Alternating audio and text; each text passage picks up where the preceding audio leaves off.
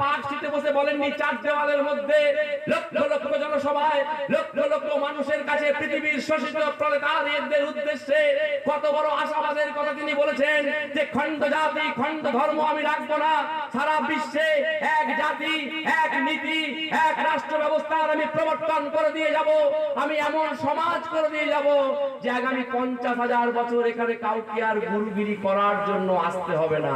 এটা তার কমিটমেন্ট। 93 সালের ওই ঘটনার আগে সম্ভবত চুচুড়ার মিটিং এ গুরু বলছেন, ক্যাসেটে শুনেছেন, শুনে নেবেন বাড়িতে গিয়ে, অ্যান্ড্রয়েড স্মার্টফোনের দৌলতে এগুলো পাওয়া কোনো ব্যাপার নয়। প্রকাশ্যে ঠাকুর বলছেন, আমি এক মহান দৃষ্টান্ত স্থাপন করতে চাই এই সমাজের বুকে, যা আজ পর্যন্ত হয়নি, কেউ করে যেতে পারেনি। আমি কথার মধ্য দিয়ে কাজ করতে চাই না, আমি কাজের মধ্য দিয়ে এই কথা বলতে